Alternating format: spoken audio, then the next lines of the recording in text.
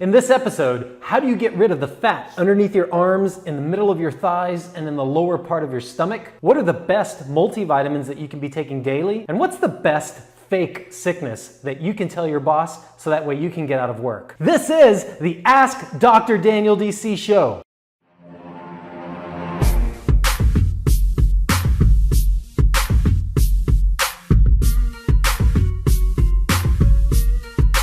All right, in this first question, Cindy from Twitter asks, how can I remove the fat or get rid of the fat that's underneath my arms, in the middle of my thighs, and on the lower part of my stomach? So that area where everybody wants to have, that final two-pack from your six-pack abs, how can you get rid of this fat? Now, Cindy, the reality is that there's no such thing as spot reduction when it comes to fat. So let's just get that right out in the open.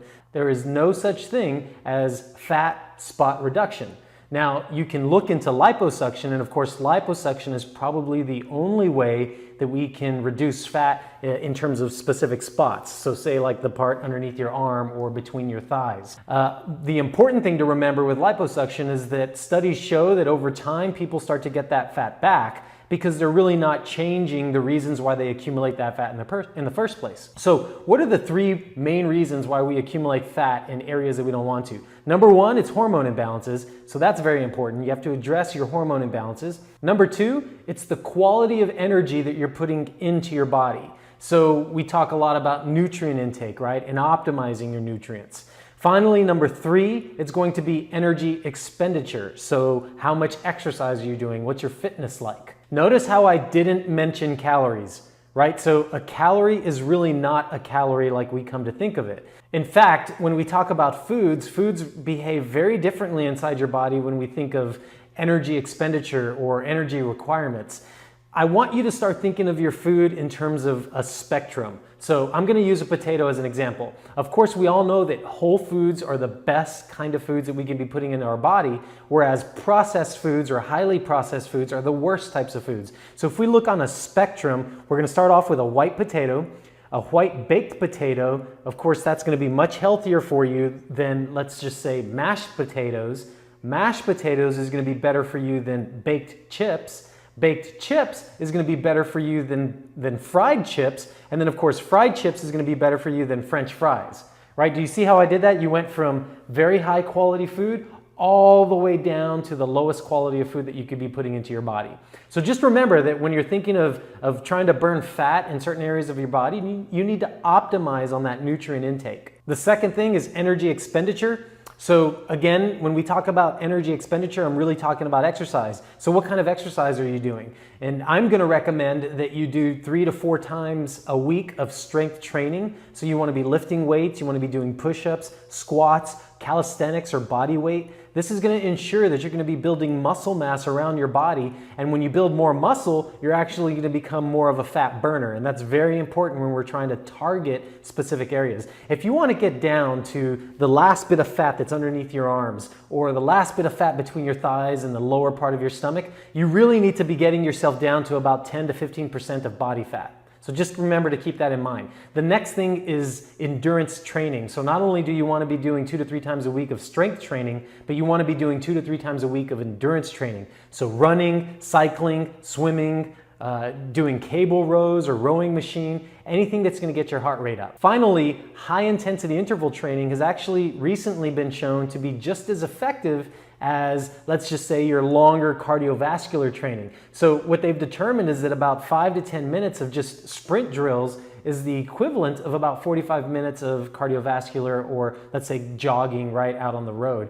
So very important, if you think that you don't have time to be doing these things, you can incorporate high intensity training like sprint drills into your workouts in order to ensure that you're going to be getting that proper energy expenditure.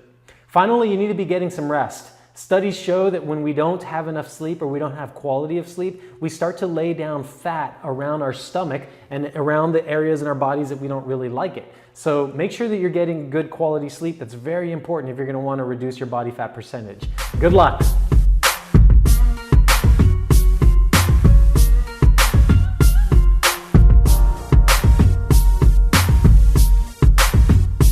This next question comes from Ellie from Instagram. And Ellie asks, what are the best vitamins that I can be putting in my body? Ellie, I'm going to answer this question the same way that I answer my patients in my office. When people ask me what are the best vitamins they can be taking on a daily basis, I really think food. There's really no replacement for food. And so the best vitamins and minerals and antioxidants and nutrients that we can put into our body need to come from food first. And so when we look at vitamins, vitamins are actually, they're supplements, right? So they are to supplement the food that we put in our body. In fact, the way vitamins work, they're considered, or they're defined in biochemistry as cofactors. And what that means is they combine with the food that's in our body to have some kind of effect. So your vitamins are really only going to be as good as the food that you're putting inside your body. So you want to make sure that you're putting high quality food in your body so that way the high quality vitamins that you put in are also going to do their job. That said, you could be the healthiest person on the planet and I'll still have my 4 core that I'm going to recommend for you. The 4 core are designed to address the basic needs, meaning our whole body, right? So we want to give nutrients for our whole body. We want to give nutrients for our brain, because our brain is the most important organ in our body. It's what controls everything. You also want to make sure that you're addressing the gut. The gut is very important when we talk about health. And then you want something that's going to be supporting your immune system. So what are those 4 things? The core 4. 1, a good whole food multivitamin, very different from a synthetic vitamin, right? So make sure it's a good whole food multi. 2, fish oils. Your brain is actually primarily made up of essential fatty acids, and so that's where fish oils become very important. In fact, there are now over 4,000 studies that show that fish oils have a positive effect when it comes to health. So it's pretty substantial when we talk about the amount of evidence and the reasons why you should be supplementing daily with fish oil. 3rd, probiotics. There is no better supplement or nutrient that you can put into your body to help your gut than probiotics. And probiotics, really, the only way they work is that you have to continue taking them daily in order to have an effect. And it's no secret. We were raised on antibiotics, on over-the-counter drugs, on all kinds of prescription medications when we were sick as kids. We've been exposed to toxic foods and toxic cosmetic products, the garbage, the pollution that's in the air. All this stuff really kills those important microbes inside our gut. And so your probiotics help to ensure that you're going to have optimal nutrition intake. In other words, if your gut is sick, you can't absorb nutrients. What's the point of eating healthy? But if you take probiotics, it's been shown that it helps to reverse that and actually build up a healthy gut. Finally, the 4th thing that I recommend is vitamin D.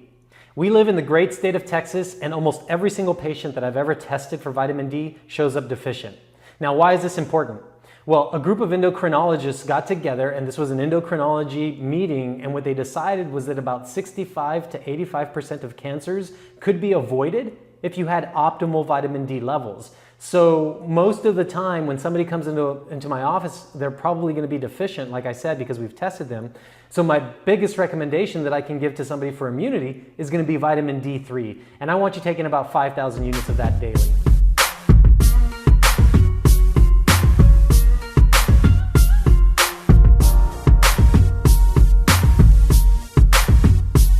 Finally, Mike from FHC asks, what's the best sickness that I can fake so that way I can skip out on work? Mike, I can't believe that I'm actually going to answer this question for you. And in fact, here's how I feel about it. I don't believe in sick days. I do believe in health days or in wellness days. So I'm thinking that that's the reason why you're asking me this question, because you want to get out of work so that way you can take a day for yourself and actually, consider it to be a health or wellness day, right? So if that's the case, here's my answer. The first thing that you don't want to do is say that you've got some kind of spine problem. So don't say it's spinal. I broke my back. What do you mean by that? My back is broken. What, a vertebrae or what portion? Spinal. Spine problems can actually get you into big trouble because it's a pretty serious matter. And the last thing you want is a big paper trail of your boss or your manager. They're going to want you to sign all these forms over something that's really, pretty serious. So don't say you've got a spinal problem. What I would recommend is that you say that you've got an upset stomach, that you have diarrhea. that you've been throwing up all night. Tell them that you ate sushi the night before at a new restaurant, or you went to some shady restaurant and you ate, and a couple of hours later you started feeling really bad. You threw up all night long. Again, you have diarrhea. Nobody wants somebody with diarrhea around, right? So this is probably going to be the easiest thing. Now, most offices or work environments are going to require a work excuse, especially if you want to get paid for that day that you're going to be missing. So if you schedule an appointment with a doctor and you go and you tell them the same thing, you had some raw food, sushi, you ate at a shady restaurant, you started feeling sick and ill that night and threw up all night and have diarrhea and your stomach hurts, there is no medical test that doctor can do to prove you right or wrong. So they're just gonna have to take your word for it. So that's probably the easiest thing that you can do if you want to skip out of work. Have fun, buddy.